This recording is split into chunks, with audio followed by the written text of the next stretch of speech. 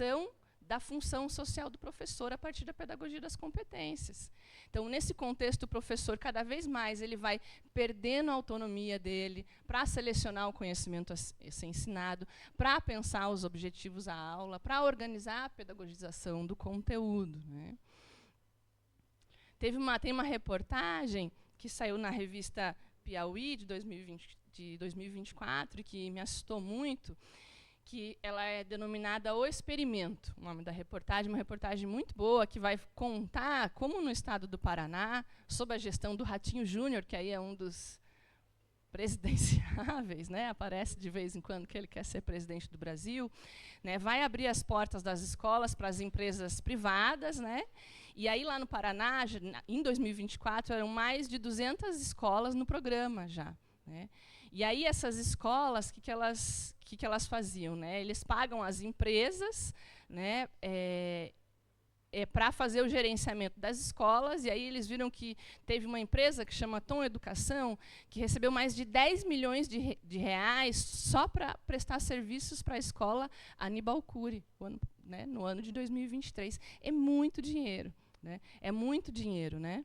E não tem mais dados. Tudo é aprovado, né, mas não tem mais dados profundos de como isso funciona, de como isso é gerido, né?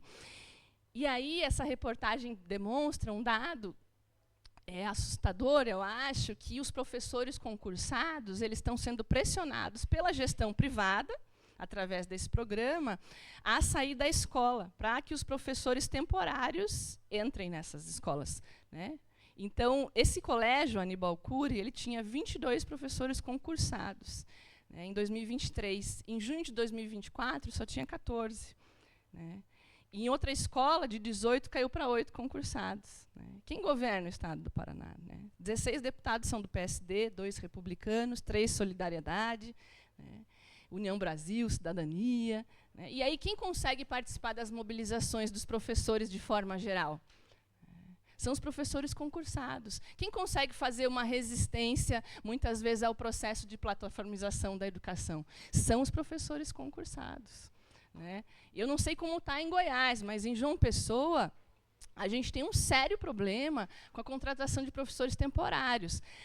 Tem professores lá que eles estão há mais de 8 anos na gestão como temporários, e lá não tem nem processo seletivo público para a contratação dos temporários. É indicação direta da Secretaria de Educação, para você ser professor temporário, tanto na prefeitura quanto no estado, na Paraíba. Né? A prefeitura de João Pessoa ela foi multada em fevereiro, porque só de polivalentes a gente tinha mais de 1.100 professores contratados, temporários, na rede municipal. E a gente estava, até o ano passado, 11 anos sem a realização de concurso público no município.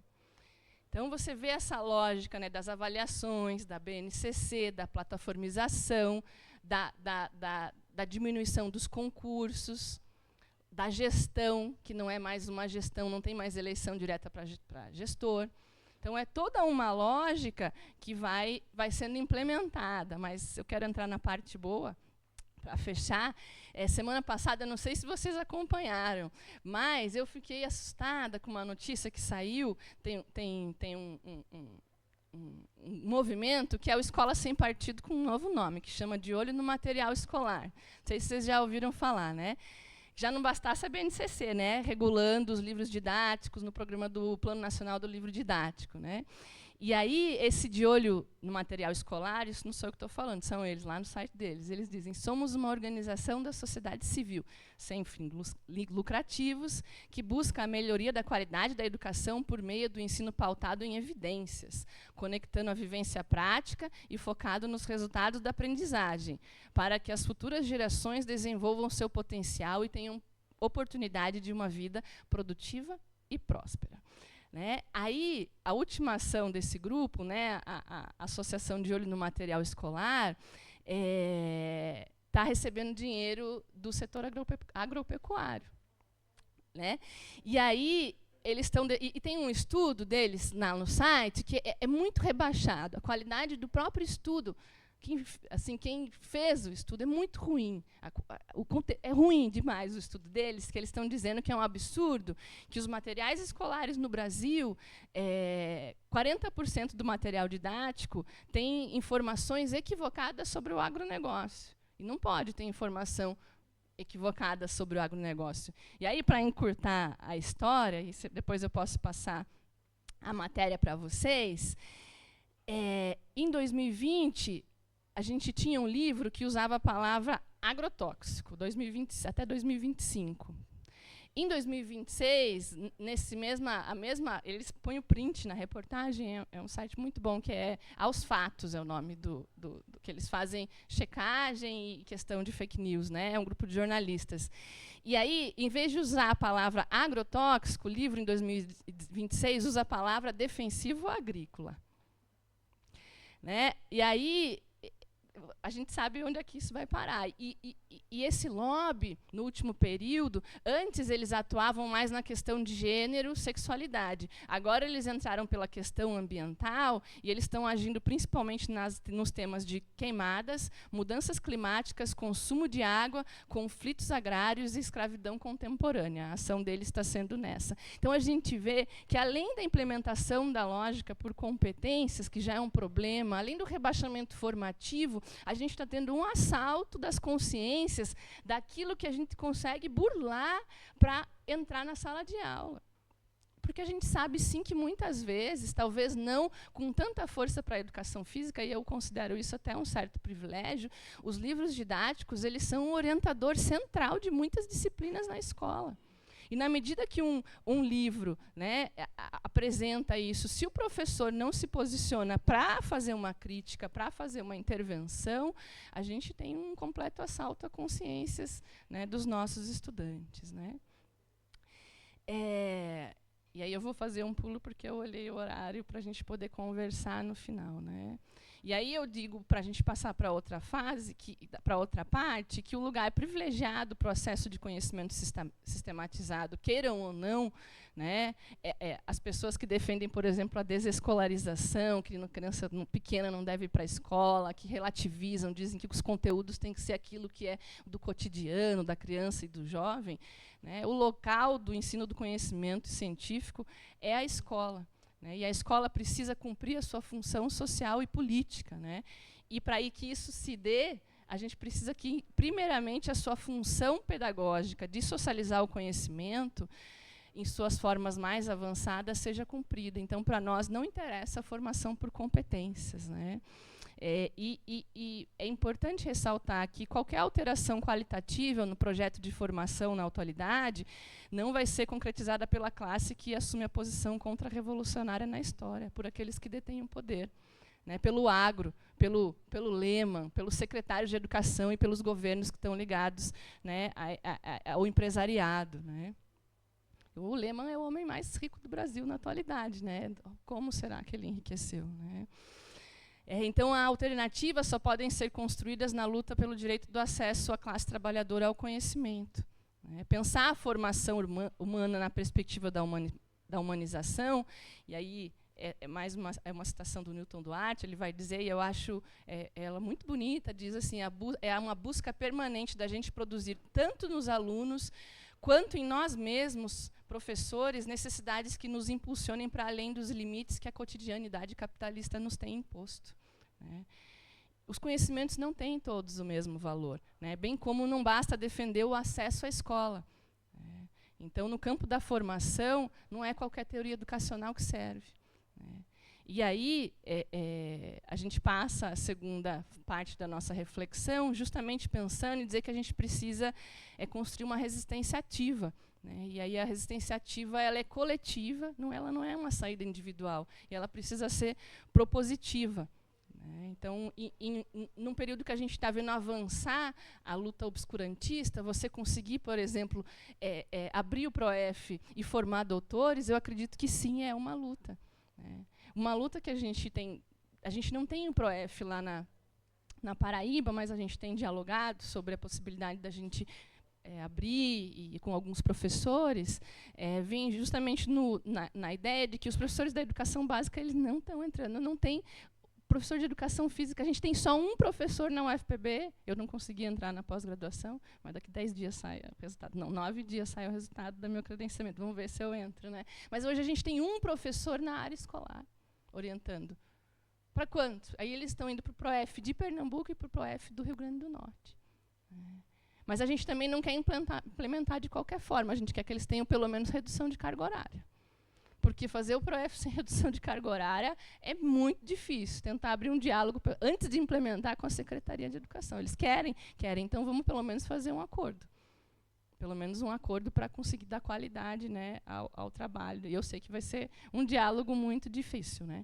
Então, o que a gente vem defendendo, justamente, é o que a gente está chamando de escola da transição, no sentido de que é preciso pensar a escola atual da mediação entre o que é real e o que é possível. Né? Então, a transição, né, e aqui a gente não vai aprofundar, mas é um conceito que a gente vem desenvolvendo a partir dos estudos com Leon Trotsky sobre um programa mínimo e um programa máximo. A gente precisa de um programa de transição, e a gente precisa de uma escola da transição. E ela é justamente, eu diria, que pensar essa escola cumprindo sua função social, uma escola democrática, né, que permita o desenvolvimento do pensamento crítico, que permita o acesso do conhecimento. Né? E aí, da perspectiva da transição, a gente vem justamente pensando, né, desenvolvendo a formação de professores, e o nosso trabalho é totalmente articulado sempre. Às vezes eu brinco que eu passo mais tempo na educação básica, nas escolas, nos projetos e no estágio, do que dentro da Universidade Federal da Paraíba, mas pensar que deixa eu pular aqui, senão não vai dar tempo, né?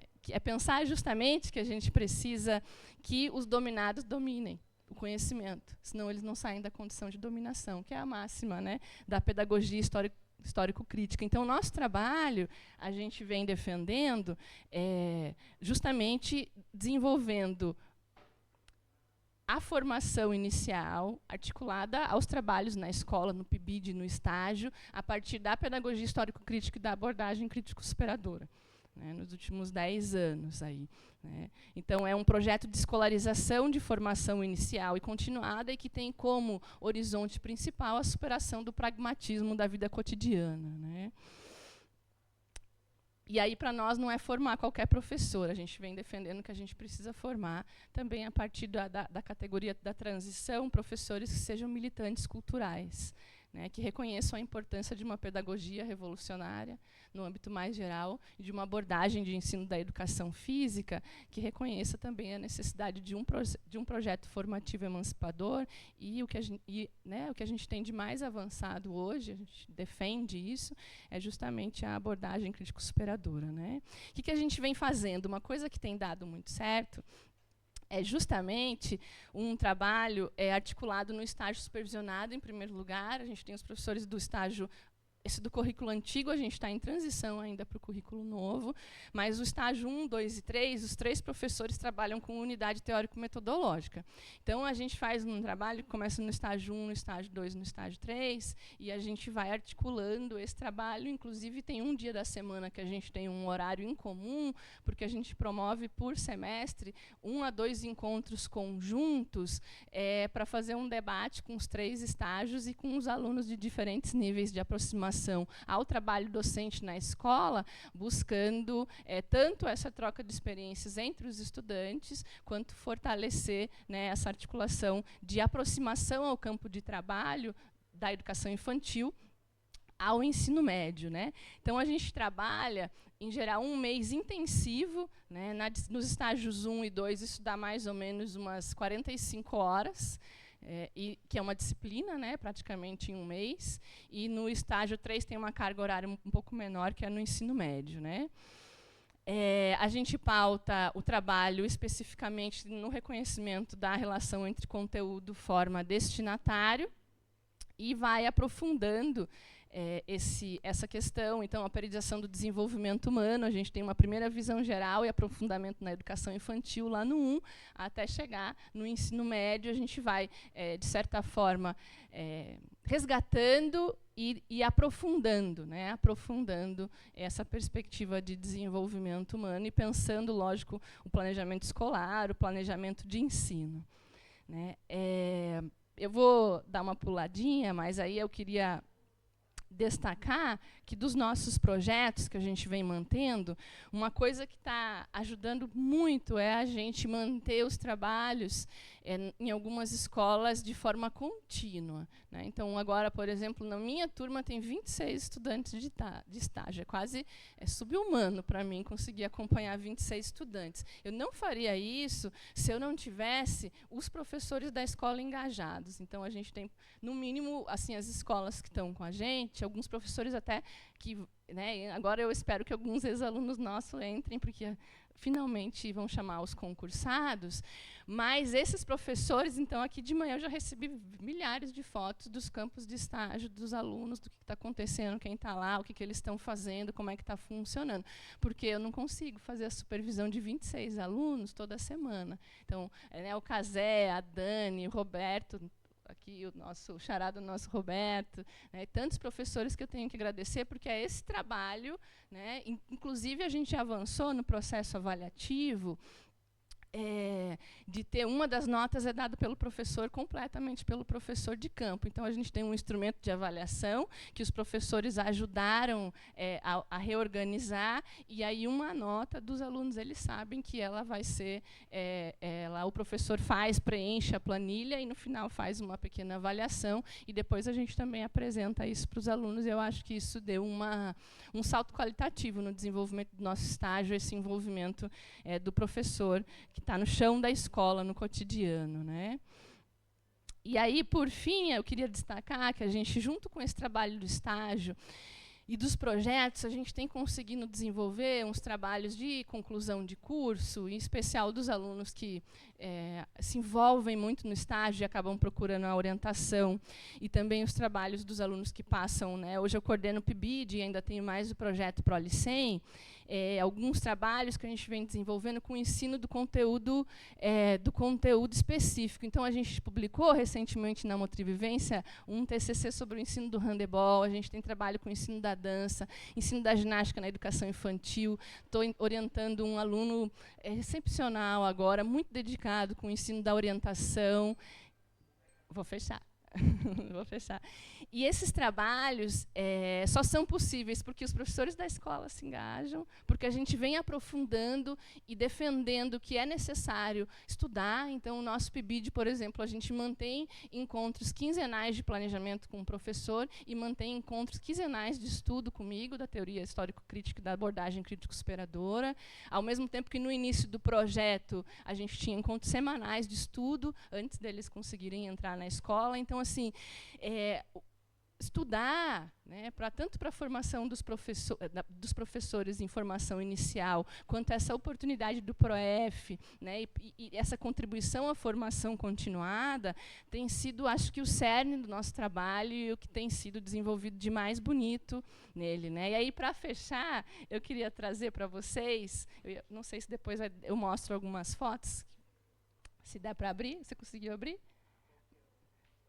Lepel PB. Não precisa ser agora não, no debate eu mostro, tá? Mas eu queria falar um finalzinho de um cordel que um orientando meu, que teve tanto o seu TCC de graduação, na graduação de licenciatura, perdão, ele fez um trabalho de crítica ao planejamento participativo no ensino médio, né? Então, ele entrevista professores, alunos e faz uma crítica ao planejamento participativo. A gente apresentou até num Combrace, no GTT Escola, e ele foi, assim, quase que ele saiu enxotado, né, assim, das críticas, porque ele se posicionou e defendeu contra o planejamento participativo, né? E é um trabalho muito legal, a gente publicou na revista, e esse mesmo orientando, ele também publicou o trabalho dele de bacharelado, agora numa revista. Ele fez um levantamento sobre a precarização dos trabalhadores das salas de musculação no município de João Pessoa, e a gente conseguiu levantar dados assustadores sobre o trabalho do bacharel, né, no campo da musculação, né? E ele também é um menino jovem, né? Agora já está mais velho, mas um jovem que é envolto na cultura nordestina, e ele fez um cordel que foi premiado num festival lá na Paraíba, e eu vou declamar o finalzinho do cordel do Mateus para vocês, tá? Porém, nós temos que ter cuidado ao planejar. Certo tipo de balela na escola não deve entrar. Tudo aquilo que é banal, que difama e faz mal, não pode dar lugar. Que na educação física é o principal intento, não o corpo em movimento, nem mesmo o movimento humano. A cultura corporal é conceito universal, a gerir o planejamento. É nessa concepção que a classe trabalhadora deve ser orientada para superar a opressora, ensinando com coragem essa nossa abordagem a crítico-superadora. Mas é justo entender que, para poder superar aquilo que já criamos, devemos estudar. O saber que é essencial, parte da prática social, mas é preciso incorporar. Então, nós só podemos, quem sabe, nos libertar, quando um dia, afinal, conseguirmos dominar aquilo que os dominantes nos negam a todo instante, para o osso não largar. Obrigada.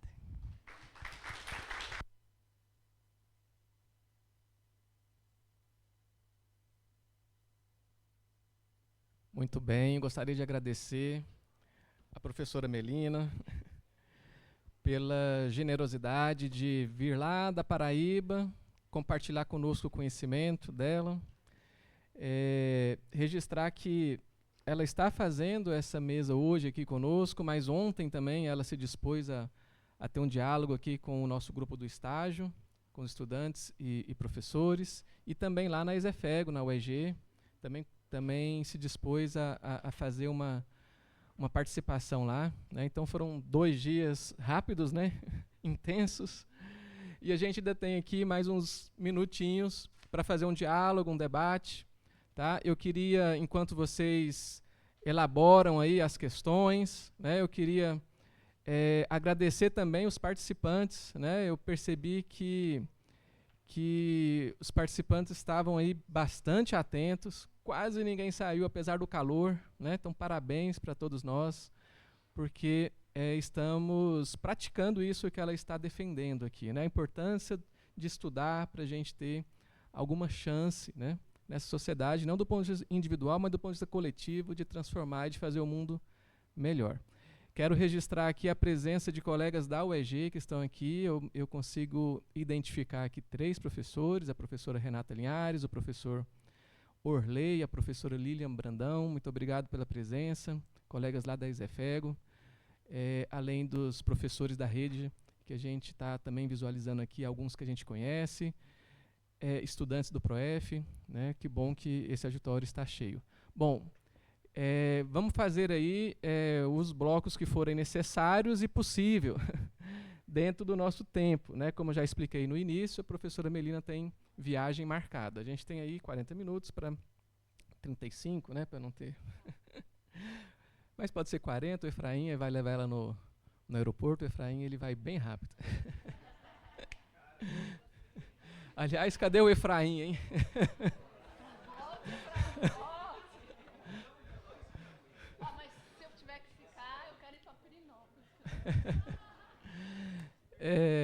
Bom, quem gostaria de se posicionar, fazer alguma intervenção, fala, pergunta. Como é que é o seu nome, por favor? Sumaia, pode vir aqui, Sumaia, por favor. Quem mais gostaria de fazer alguma intervenção? Seria melhor se a gente fizesse em blocos, ou seja, mais do que uma pessoa, a gente faz aí um conjunto de questões para a professora Melina e na sequência passa a palavra para ela. Pedir para se identificar, tá? Então, enquanto a Sumaia vai fazendo a intervenção dela, eu vou aguardar aqui atentamente se mais alguém...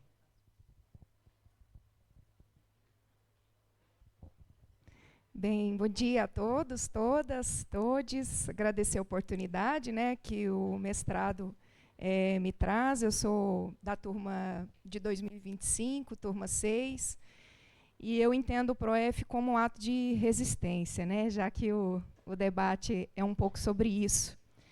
E eu, durante a sua fala, professora Melina, fiquei pensando no meu lugar, né? De resistência, de aceitação, ou de colocar como uma lutadora, né, da escola e pela escola. Então, só para localizar um pouquinho, eu sou professora da Universidade Federal de Uberlândia, no Colégio de Aplicação, então atuo na educação básica e gosto muito dessa temática da formação inicial e continuada. E avaliando um pouco assim do meu percurso, eu fiquei tentando encontrar alguns inéditos viáveis, né, digamos assim, alguns atos limites dentro da minha carreira.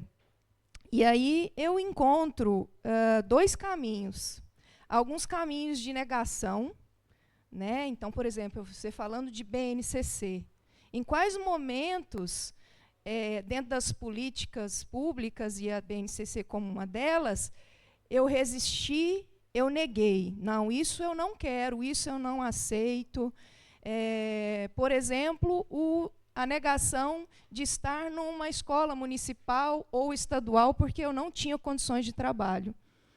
E me esforçar para tentar um concurso em uma outra escola que eu pudesse fazer pesquisa, extensão, né? Então, alguns momentos eu me vi negando algumas condições. Mas, em outros momentos, eu também me vi tentando mudar por dentro, resistir por dentro.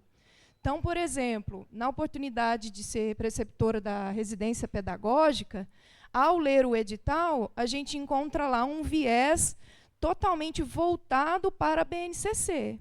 Então, os alunos que eram orientados por nós tinham que fazer relatórios daquilo que eu fazia em relação à BNCC.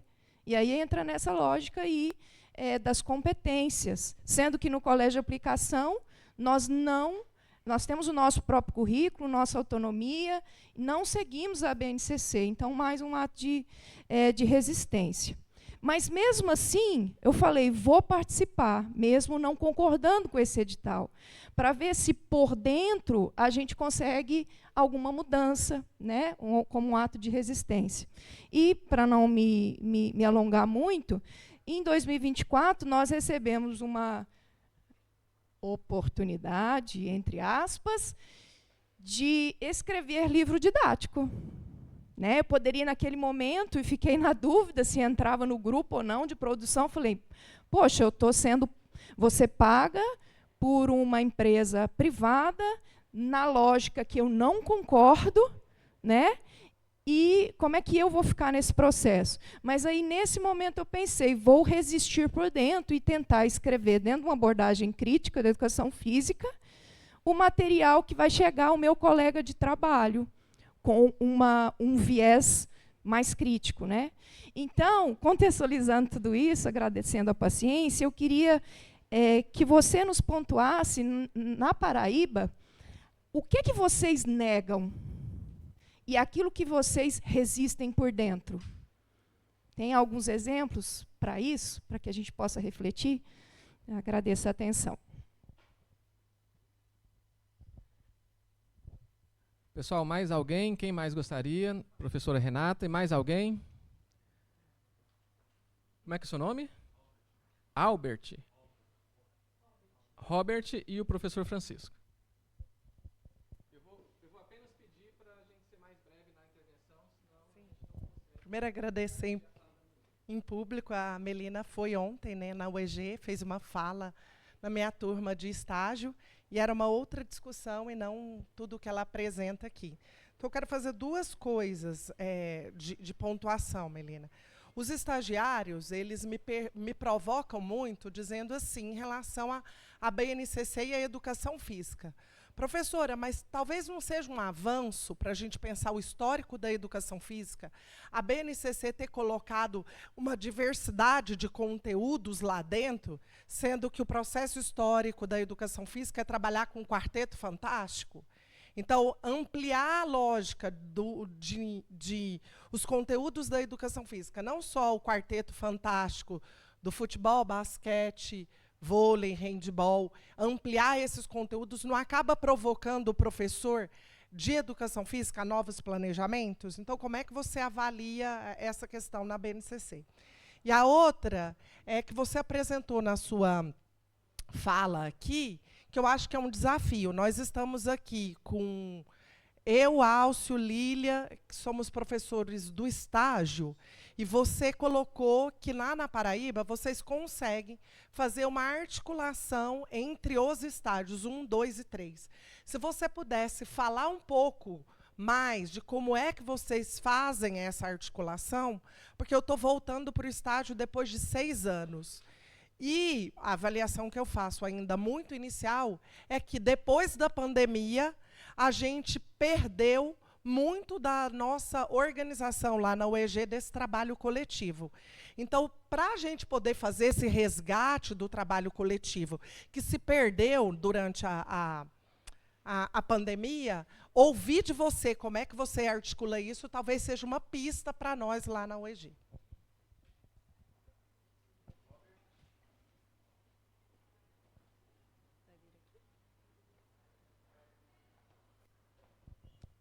Bom dia, professora. Eu só tenho uma dúvida, porque eu sou Robert, estou no segundo período de Educação Física, e ouvindo a sua fala, como eu estou no segundo, me desculpe, você vai ter que me corrigir algumas coisas, mas o fio do seu diálogo foi baseado na introdução da BNCC e também da precarização docente, enquanto essa integração e também pela disputa do mercado pela educação. Eu fui seguindo o fio do seu diálogo, só que quando você citou o professor Luiz Carlos de Freitas, eu lembrei um pouco do que traz o EIPO sobre a questão da accountability, a questão da prestação de contas e como isso cria uma brecha enquanto as escolas que têm maiores pontuações e as escolas que têm menos. Se você pudesse pontuar um pouco nesse sentido.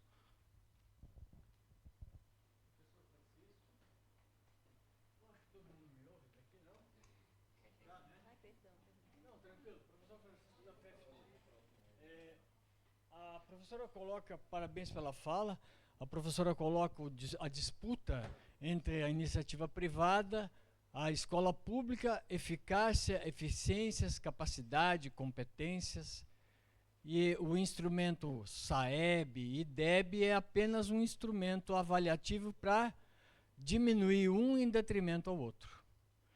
Então, precarizar a escola pública por dentro é tirar dela a competência, a capacidade, o resultado, os instrumentos, os espaços físicos, o número de aula, o aumento do número de alunos por turno, enfim, uma série de mecanismos, pequenos mecanismos no varejo que resultam no grande fracasso do atacado. Então, comparando o Instituto Lehman, Ayrton Senna e dentre outros que estão por trás do da grande matriz educacional, né? E os gestores, o problema é você ter no Estado gestores que são favoráveis à iniciativa pública, que colocam esses instrumentos que fortalecem ainda mais a precarização, né? Além dos nossos colegas da escola também não perceberem isso. Você coloca muito bem aí no seu texto, na sua colocação, que um dos instrumentos para combater esse tipo de coisa é criar consciência coletiva, de classe, de trabalhadores, né? Tá difícil, num país dividido entre o ódio, a inveja, a raiva e a mentira, disseminada nas redes sociais, nos templos religiosos, que lavam cérebro o tempo todo, né?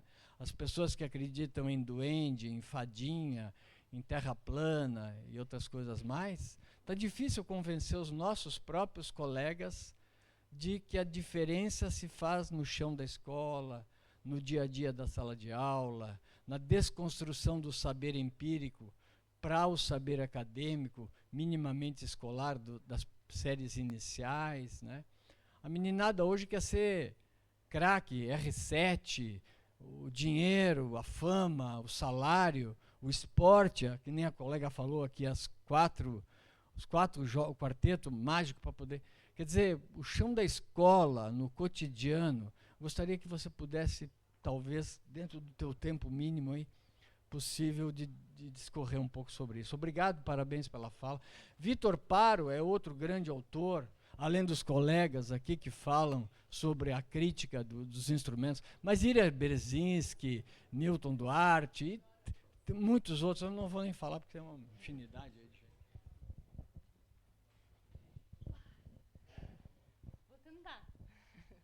Eu vou tentar, né? Eu vou seguir, vou tentar fazer uma síntese e peço desculpa se eu não conseguir. Você pode subir um pouquinho que depois eu quero indicar. Pode subir. Sobe mais um pouco. Pode subir. Sobe mais um pouco.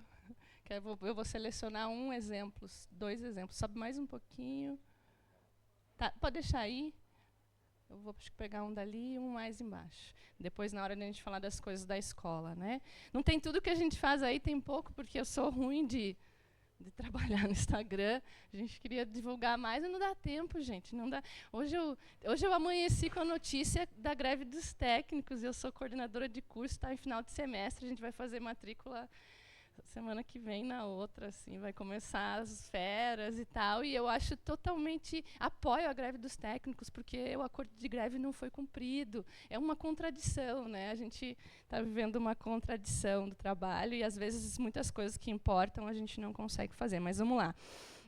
Sobre a resistência, né, da questão da BNCC, né, eu vou dizer para você, para nós, né, o que a gente tem no estágio, em especial, quando a gente tem essa questão da plataformização, e aí nas escolas, eu vou vir para cá que aí eu me mexo melhor, nas escolas, a gente tem, em especial com os estudantes do estágio, a gente chega em algumas escolas, aí os professores têm que preencher, aí os alunos querem só colar o objetivo da BNCC, e como a gente tem trabalhado. Estou trabalhando, tem um texto muito legal num livro está na mala, que está no carro, mas da BNCC, que é uma análise da BNCC a partir da pedagogia histórico-crítica, e tem um texto lá que eu gosto de trabalhar, que justamente para os alunos compreenderem por que é necessário a gente superar essa concepção que está por dentro da BNCC. E uma coisa que eu tenho colocado como obrigatório é eles fazerem um planejamento, né, digamos, no modelo mais tradicional, com objetivos, com os conteúdos, e cada plano de aula, se a escola obrigar por objetivo da BNCC, eles são obrigados a colocar o dobro, pensando a aula deles e não o objetivo que está na BNCC. Né? Porque o que está acontecendo, e eu tenho visto, é que os alunos estão, inclusive, esquecendo e não desenvolvendo a capacidade de pensar o que é um objetivo e o que é um conteúdo realmente da aula. Na medida em que, quando eles vão preencher, por exemplo, a avaliação prática do ENAD, lá é assim que funciona a avaliação prática do ENAD. Então, a gente tem tentado fazer um trabalho nesse sentido, deles reconhecerem o que é a BNCC e reconhecerem que é preciso ir além. E aí, de forma obrigatória, sim, uma professora chata, tem a obrigação, na medida que eles não fazem, perdem nota. Então, tem que fazer, tem que pensar o planejamento, tem que entregar, tem que pensar o objetivo sem ser a BNCC. Não fez, vamos diminuindo a nota. Tem avaliação, tem prova. No meu estágio tem prova. 1 mês de aula, prova do conhecimento que foi trabalhado nessas 4 semanas. Por quê? Porque eu descobri que, se eu não faço avaliação, como a disciplina tem uma carga horária muito grande, tem gente que aparece uma semana só na aula. Aí a prova, um instrumento que o governo faz muito bem, para o mal, né, nas avaliações, né, a gente lá usa para o bem, obrigar a estudar, é para o bem. Não é uma prova de marca X, prova discursiva. Né? Então, eu tenho tentado criar algumas coisas, essa questão do professor avaliar, mas, em especial, da BNCC, eu acho que os nossos estudantes precisam, primeiro, ser convencidos de que é preciso ir além. Né? O que a gente tem das escolas feito, e, em geral, esses professores com que a gente está trabalhando, e aí eu vou dar o exemplo do Casé, o exemplo da Dani, eles compreendem, né, fazem críticas, são professores concursados, mas eles trabalham com a abordagem crítico-superadora, e a gente vem fazendo muitas coisas interessantes. No PIBID, muito mais do que na residência. Eu também coordenei a residência pedagógica. A residência pedagógica, ela é muito pragmática, não dava tempo da gente estudar. o PIBID ele permite. A gente estudava pela brecha, né? E a gente não fez. E nos nossos relatórios da residência a gente dizia só que a BNCC não. A gente ia para além da BNCC. A BNCC é o mínimo, tem que superar a BNCC, independente do que o edital dizia. A gente ganhou o edital e a gente fez o programa todo e é assim que a gente está conduzindo também o PIBID, né, nesse sentido assim. Sobre a questão, Renata, da BNCC específica na escola pública, eu diria que ela não melhorou. Eu vou dar um exemplo de um caso do estágio, né, eu acho que ela piorou até algumas questões, pelo menos na minha experiência. Um caso do estágio em que o conteúdo na escola, uma escola nova que a gente entrou, porque às vezes a Secretaria de Educação nega o nosso estágio e a gente tem que ir para outra escola que eles falam qual é e a gente tem que ir, né? E aí isso atrapalha bastante o trabalho, assim, mas ultimamente a gente tem conseguido manter essa relação mais próxima. Mas que o conteúdo era dança de salão, né? Aí o nosso disse, não, vamos fazer, vamos pensar dança de salão, vamos, como é que a gente vai trabalhar a partir do que a gente vem defendendo.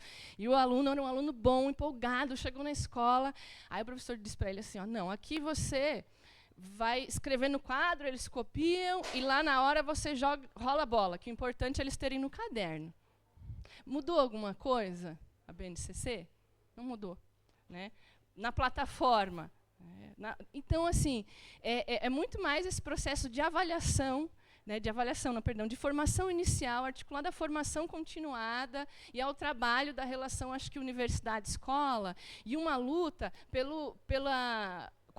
pelos cursos de qualificação e de formação continuada que as prefeituras oferecem, que eles sejam oferecidos pelas universidades, pelos grupos de pesquisa, né? A gente teve um exemplo, o Lepel lá na Paraíba, eu não estava lá ainda, eu era professora da escola pública, eles teve um edital de uma prefeitura, obviamente, de um governo mais avançado, em que o Lepel ganhou o edital.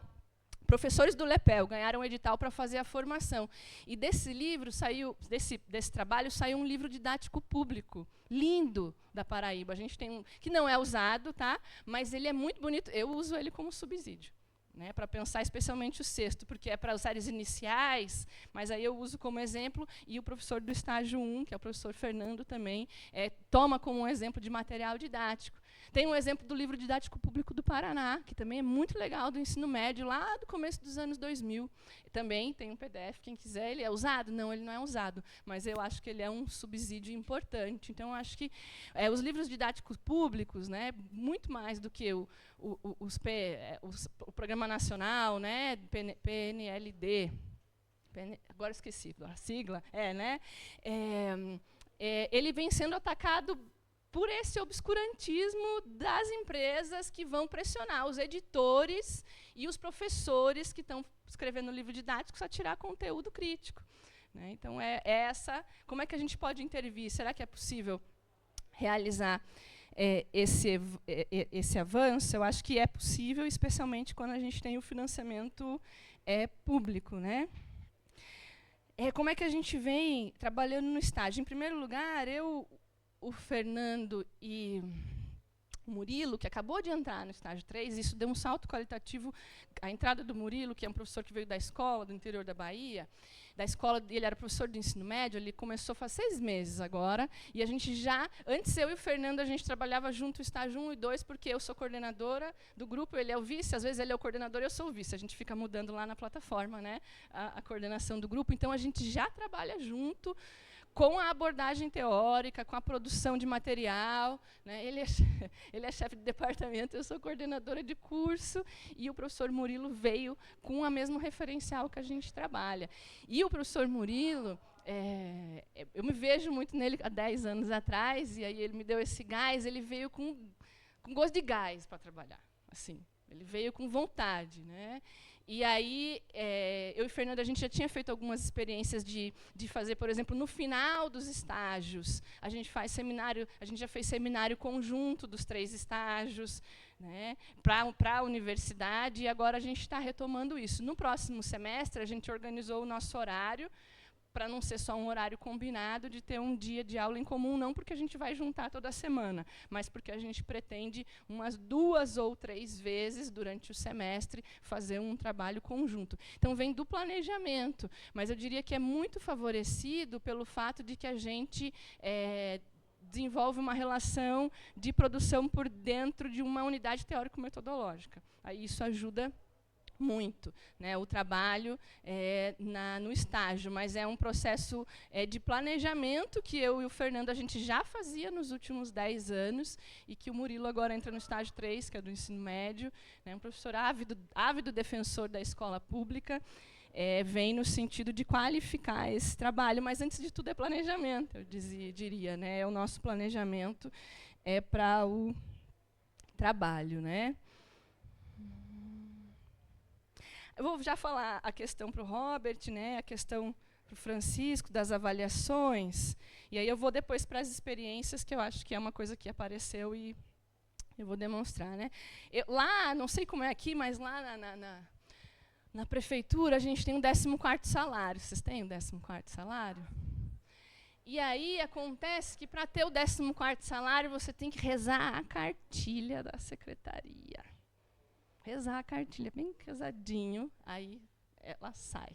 Né? Ele sai. Então, isso eu defendo o 14º salário, sem dúvida nenhuma.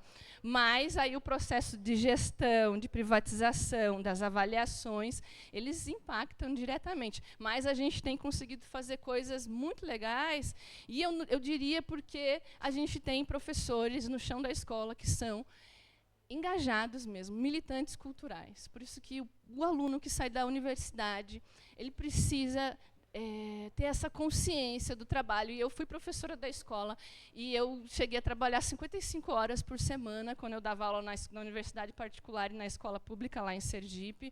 E eu sei o que é isso e o quanto é difícil.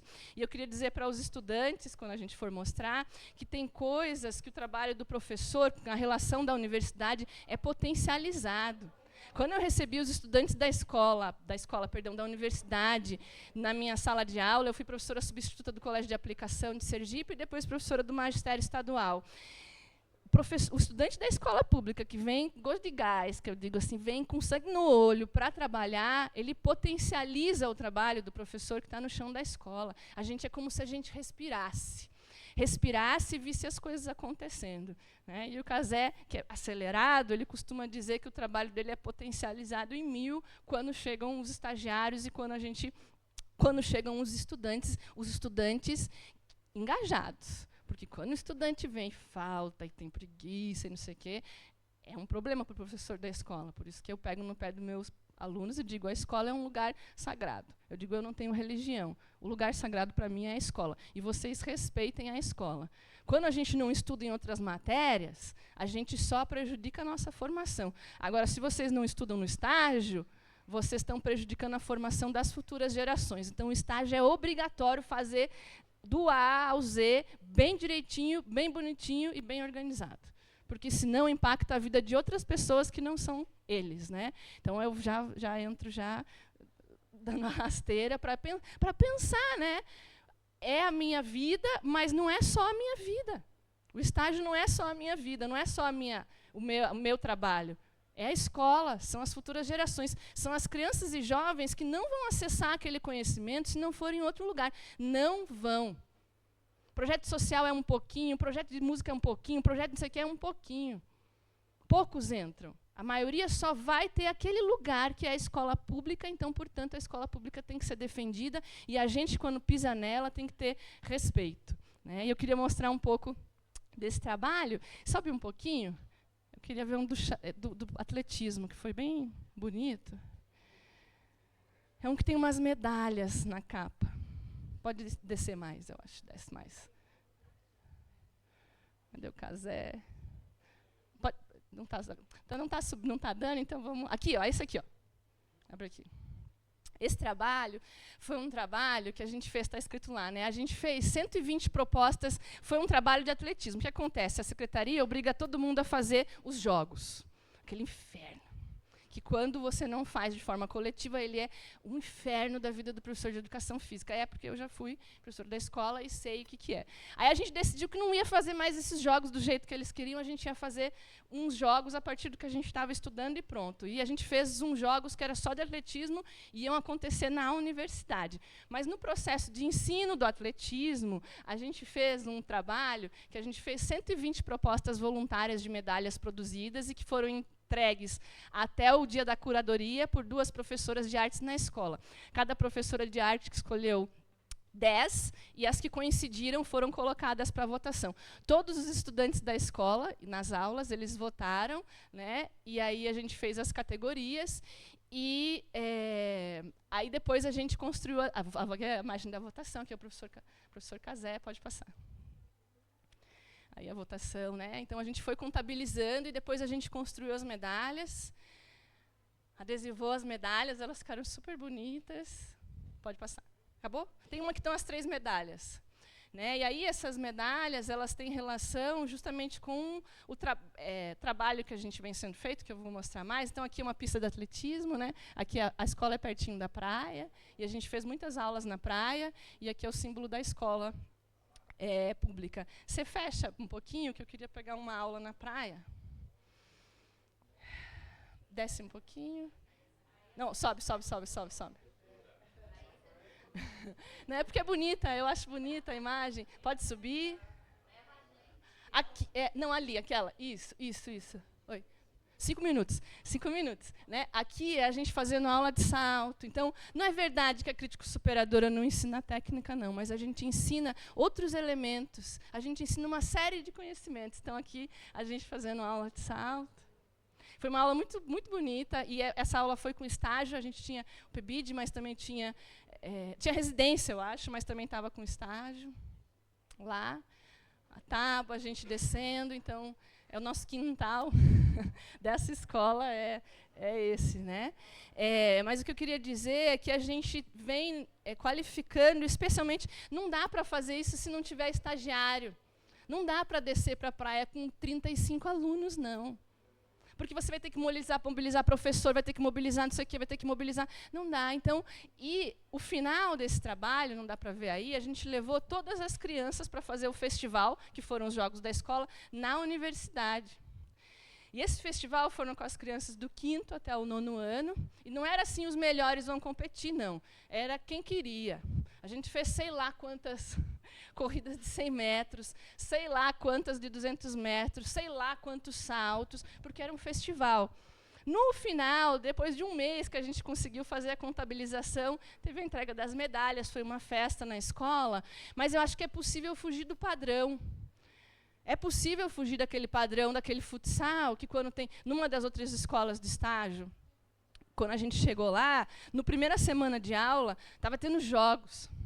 Bateu a polícia na escola, nesses jogos. Uma turma entrou com um sinalizador na quadra, um aluno passou mal.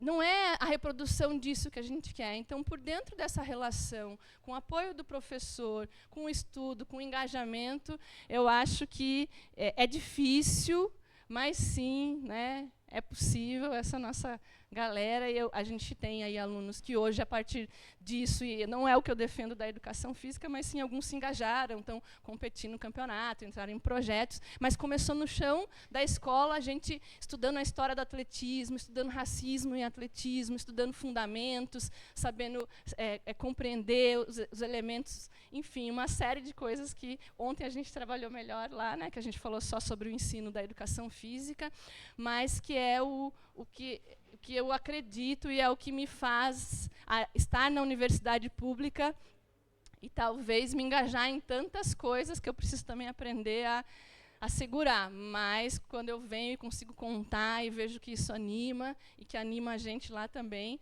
dá vontade de continuar. Então, agradeço muito, muito. Peço desculpas por essa mudança do voo. Não foi da minha alegria ou da organização, foi coisa da companhia aérea, e espero que a gente possa voltar, e estou sempre disposta a dialogar com vocês. Obrigada.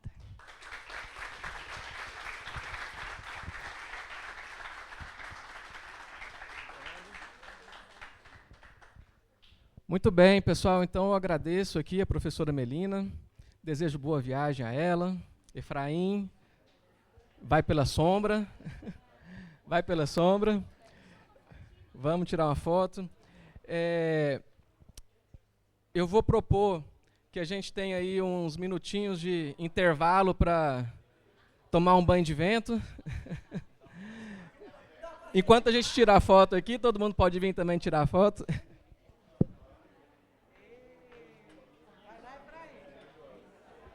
Depois Pessoal, mas voltem, tá? Porque na sequência teremos aqui a fala do professor Alcio, nosso próximo convidado.